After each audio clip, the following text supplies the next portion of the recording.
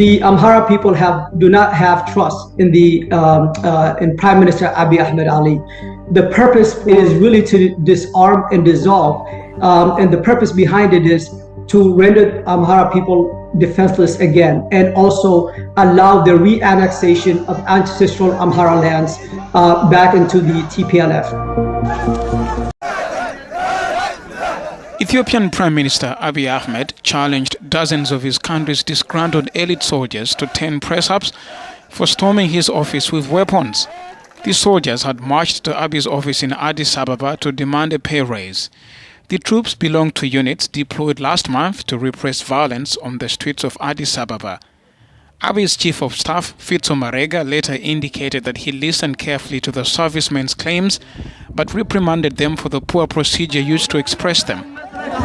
Since his appointment in April, Abiy has carried out major reforms, freeing thousands of dissidents and journalists and making peace with his enemy neighbor Eritrea. But the increase in ethnic clashes in the capital and more remote areas has raised fears that Africa's second most populous country could turn violent. In particular, the military was deployed in southern Ethiopia in August to stop violence that displaced nearly 1 million people.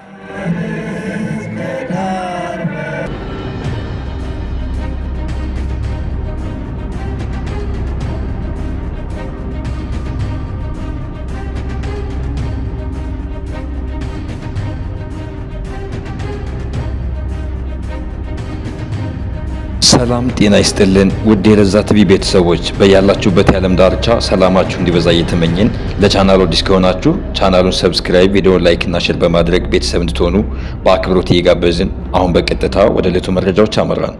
ሰናይ ጊዜ ተመኘን። አብራችሁን ቆዩ።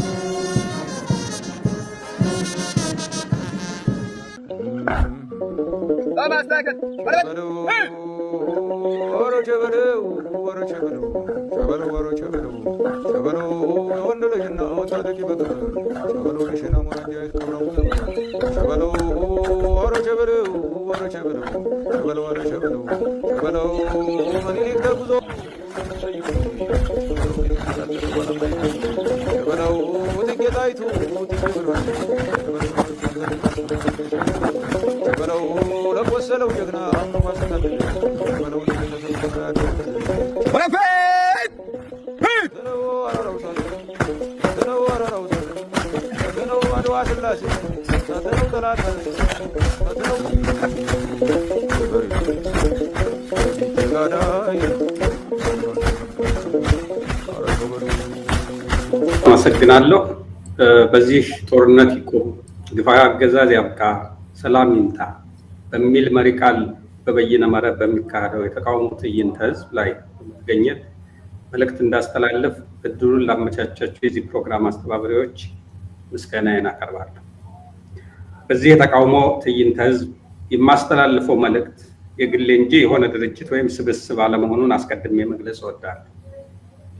ይህንን ካልኩ በኋላ ኢትዮጵያ ሀገራችን ያለችበትን ሁኔታ በተመለከተ ያለኝን ምልከታና መፍትሄ ይሆናሉ የምላቸውን ሐሳቦችን እንደሚከተለው አቀርባለሁ። ክቡራትና ክቡራን የዚህ ፕሮግራም ተሳታፊዎች፣ የፕሮግራሙ አዘጋጆች፣ ኢትዮጵያ ሀገራችን በተለያዩ ጊዜያት የተለያዩ ፈተናዎችን ተሻግራ በበጎ የምትታወቅባቸውን እሴቶች የገነባች ሀገር ነች። የረጅም ዘመናት የመንግስትነት ታሪክ ካላቸው ጥቂት የዓለማችን ሀገሮች አንዷ ሆኖ ዓለም አቀፍና አህጉር ሰላም ማስከበር ጉልህ ሚና የነበራት፣ ለቀጠናው ሰላምና መረጋጋት በጎ አስተዋጽኦ ስታደርግ የኖረች፣ በነጻነቷና በጸረ ኮሎኒያሊዝም ታሪኳና በዚህ ዙሪያ በገነባችው እሴት እኛ ዜጎቿ ብቻ ሳንሆን ጥቁር ሕዝቦች ሁሉ በነጻነት ምሳሌ አድርገዋት ሲያወድሷት የኖረች ሀገር ነች። በቅርብ ዓመታት ደግሞ በጸረ ሽብርተኝነት አቋሟ ጠንካራ የምዕራባውያን ሀገሮች እውነተኛ አጋርነቷን ያስመሰከረች ከመሆኑም በላይ ለሰው ልጆች ሰላም መስዋዕትነትን ስትከፍል የቆየች ታላቅ ሀገርም ነበረች። ከሁሉም በላይ ደግሞ ኢትዮጵያ ከራሷ ጋር አንጻራዊ ሰላም በፈጠረችበት ወቅት ያላትን የህዝብ አቅም በመጠቀምና የውጭ ኢንቨስትመንትን በመሳብ ለተከታታይ ዓመታት ፈጣን እድገት በማስመዝገብ በዘመናት ስትታወቅበት የነበረውን ድህነትን በፍጥነት መቀነስ ጀምራም ነበር። በሀገሪቱ ተገኝቶ በነበረው አንጻራዊ የኢኮኖሚ እድገት የተፈጠረው መዋዕለ ንዋይ በመጠቀም በዘለቄታ ልማት ቁልፍ መሳሪያ የሆነውን የሰው ኃይል ልማት ማለትም ትምህርትን በማስፋፋት አሁን የወታደር ካምፕ ቢሆኑ ትምህርት ቤቶቻችን የጤና ተደራሽነትን ለሁሉም የሀገሪቱ ህዝቦች ለማዳረስ በርትታ የሰራችበትና በዚህም ከፍተኛ ውጤት ማስመዝገብ ችላ ነበር። መሰረተ ልማትን በማስፋፋት ኢትዮጵያን ተስፋ ያለመለመ መንገድ ጀምራም ነበር። ዳሩ ግን በፖለቲካችን አለመስተካከልና ዲሞክራሲያዊ ስርዓት መገንባት አቅቶን ከዚሁ ጋር ተያይዞም ብሔራዊ መግባባት መፍጠር ተስኖን አሁን መልሰን መንግስት በፈጠረው የቀውስ አሮንቃ ውስጥ ገብተን እንገኛለን። ኢትዮጵያ ቀድሞውንም ቢሆን ችግር ተለይቷት ባታውቅም፣ ነገር ግን ባለፉት 7 ዓመታት የገባችበት ቀውስ ያህል በታሪኳ ገጥሟት አያውቅም ብል መሳሳት አይሆን። በአሁኑ ወቅት ኢትዮጵያ እንኳን አህጉራዊና ዓለም አቀፋዊ የሰላምና መረጋጋት ተዋናይ ልትሆን ቀርቶ ዜጎቿ ውሎ በሰላም ከቤት መግባት ብርቅ ሆኖባቸዋል። የአገሪቱ የ7 ዓመት ጉዞ መገለጫ ጦርነት፣ ግጭት፣ ማህበረሰባዊ ክፍፍል፣ መንግስታዊ ጽንፈኝነትና አፋኝነት የፖለቲካ መድረኩን የተቆጣጠረበት ሆኖ እናገኘዋለን። በመንግስት ግንባር ቀደም ተዋናይነት የሚሰራጨው የተዛባ መረጃ በኢትዮጵያውያን መካከል የከፋ አለመተማመንና የእርስ በርስ መጠራጠር እንዲሰፋ በማድረጉ በጋራ ጉዳዮች ላይ እንኳን አብሮ ለመቆም አስቸጋሪ ሁኔታ ፈጥሮ ይገኛል። ምናልባት አሁን በስልጣን ላይ ያለው መንግስት የተሳካ ስራ ሰርቷል ከተባለ በኢትዮጵያ ህዝብ መካከል አለመተማመን እንዲስፋፋ ማድረግ መቻሉ ነው። የአሁኗ ኢትዮጵያ በዓለም ደረጃ ስሟ ተደጋግሞ የሚነሳው ራሷ በራሷ ላይ በከፈተችው የግጭት አዙሪት በሚሊዮኖች የሚቆጠር የሰው እልቂት ያስከተሉ ጦርነቶች በትግራይ፣ በአማራ፣ በኦሮሚያ እና በሌሎች አካባቢዎች ያለማቋረጥ በየተራ በመካሄድ ህዝቦቹን እየገደለና መሰረተ ልማቷን እያወደመ ያለ መንግስት ባለቤት መሆን መቻሏል።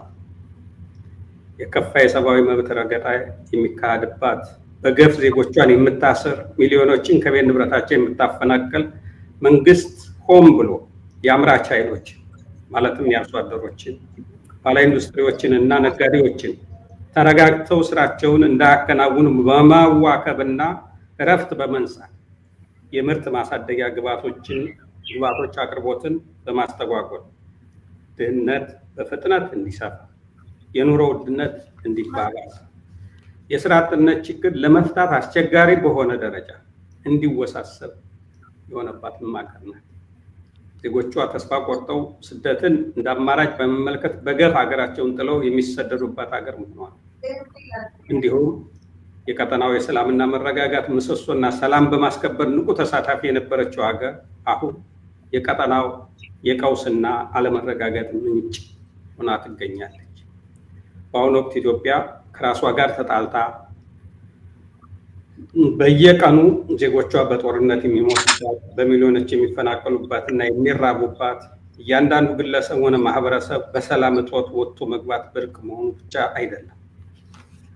ይልቁንም የተፈጠረው ምስቅልቅል ሁኔታ እንደ ስኬት የህዝብን መከፋት የደስታው ምንጭ አድርጎ የሚመለከት መንግስት ያላት ሀገር መሆኑ።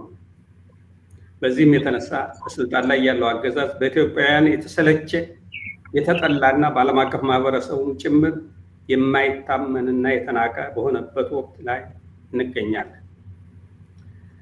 የኔ የቀድሞ ጓደኞቼ በሁሉም መስክ ተባብረን የሰበርናትን ሀገር በሐሰት ፕሮፓጋንዳ ሊጠግኗት ኢትዮጵያ በታሪኳ ይህን የመሰለ ሰላም አግኝታ አታውቅም።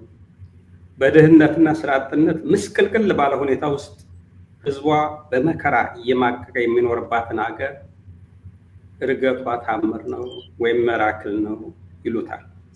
የሚገርመው ነገር ደግሞ እየራበው ያለን ህዝብ ከፊታቸው አስቀምጠው ማየት ተስኗችሁ ነው እንጂ በሚገርም ብልጽግና ውስጥ ናችሁ ብለው ለማሳመን ሲጥሩ መታየት ነው።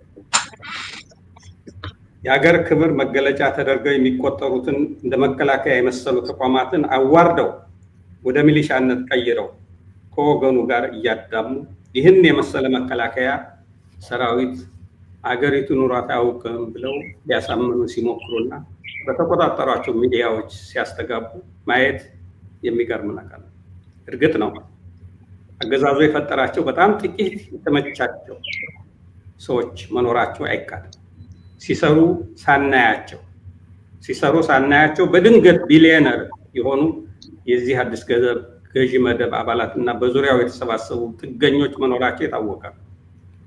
እነዚህ ከህዝቡ የተነጠሉ የብልጽግና ደሴት ነዋሪዎች ምናልባት የራሳቸው ጩኸት መልሶ እያስተጋባባቸው አደንዝዟቸው ካልሆነ በስተቀር እውነታው ግን ኢትዮጵያ ውስጥ ህዝቡ በመንግስቱ ተስፋ ቆርጦ ብሶቱ ሊፈነዳ ጫፍ የደረሰበት አሳሳቢ ሁኔታ ላይ እንገኛለን። ይህ ብሶት ያንገፈገፈው ህዝብ በድንገት ተነስቶ ከቁጥጥር ውጭ ከመውጣቱ በፊት ኃላፊነት ያለባቸው አካላት ሚናቸውን መወጣት ይኖርባቸዋል የሚል አስተያየት አለ። በዚህም መሰረት በእኔ በኩል የሚታዩኝን 5 የመፍትሄ ሀሳቦች ከዚህ ቀጥያለሁ። አንደኛ፣ በአሁኑ ወቅት አገሪቱን የገጠማት ሁለንተናዊ ችግር እጅግ የተወሳሰበ በመሆኑ በስልጣን ላይ ያለው አገዛዝ ብቻውን የተፈጠረውን ቀውስ ሊፈታው አይችልም። የኢትዮጵያ ችግር ከብልጽግና አገዛዝ ቁጥጥር ውጭ በመሆኑ ሊፈታው ስለማይችል ሌላ አማራጭ መፈለግ የግድ የሚል መሆኑን ኢትዮጵያውያን መግባባት ይኖርባቸዋል። ሁለተኛ፣ በስልጣን ላይ ያለው አገዛዝ በኢትዮጵያ ህዝቦች ዳር እስከ ዳር የተጠላና የመንግስትነት ቅቡልነቱ ወይም ሌጂቲሜሲ ተሟጦ ያለቀ በመሆኑ በስልጣን በሚቆዩባቸው ጊዜያት የባሰ ቀውስ ስለሚፈጠር አገሪቱን ከአደጋ ለመታደግ ስልጣኑን እንዲለቅ ጠንካራ ግፊት መደረግ አለበት። ለዚህም መላው ህዝብ በቃ ሊለው ይገባል። ሶስተኛ፣ ህዝቡ በአገዛዙ ላይ በሚፈጥረው ከፍተኛ ግፊት ተገዶ በአገሪቱ በተለያዩ አካባቢዎች በተለይም በአማራና በኦሮሚያ የከፈተውን ጦርነት እንዲያቆም፣ ያጣውን ቅቡልነት በወታደራዊ ኃይል ለማስመለስ ሲል ህዝቡን እንዲጨፈጭፍ ያሰማራውን ሰራዊት ወደ ካምፕ እንዲመለስ በማድረግ በአንድ በኩል ህዝቡ እየደረሰበት ካለው መከራ ወጥቶ እፎይታ እንዲያገኝ፣ በሌላ በኩል ደግሞ ለተከታታይ 5 ዓመታት ከወገኑ ጋር በመዋጋት ከፍተኛ ስብራት የደረሰበት የመከላከያና ሌሎች የጸጥታ አካላት ከየመንደሩ ወጥተው ከተሰማሩበት ዓላማ የለሽ የጥፋት ተልዕኮ እንዲገላገሉ ማድረግ። አራተኛ፣ አገዛዙ በህዝብና በሀገር ላይ የሚያደርሰው ጭቆናና የጥፋት አካሄድ በመቃወም በተለያየ መንገድ እየታገሉ ያሉ ኃይሎች በሙሉ ከጎንዮሽ እርባና ቢስ መጠላለፍ ወጥተው በመተባበር በአገዛዙ ላይ የተጠናከረ ግፊት በማድረግ የበኩላቸውን ሚና መጫወት ይኖርባቸዋል። አምስተኛ፣ አገዛዙ በፈቃዱም ሆነ ተገዶ በሚፈጠረው የተኩስ አቁም ስምምነት ላይ በመመስረት አካታችና ሁሉን አቀፍ የሽግግር ስርዓት በማቋቋም ተገቢውን የቅድመ ዝግጅት ስራዎችን በማከናወን ስልጣን ወደ ህዝብ እንዲገባ ማድረግን ዓላማ ያደረገ ትግል መቀጣጠል ይኖርበታል። ስድስተኛ፣ ጦርነት እንዲቆም፣ ግፋዊ አገዛዝ እንዲያበቃ፣ ሰላም እንዲመጣ የተጀመረውን ትግል ዳር ለማድረስ መላው ህዝብ ማንንም ሳይጠብቅ በተነሳሽነት መንቀሳቀስ ይኖርበታል። ተሰብስቦ ለመወያየት፣ በግልጽ ለመደራጀትና ሀሳብን በነፃነት ለመግለጽ አፋኝ የሆነው አገዛዝ ሊፈቅድ እንደማይችል የታወቀ ነው።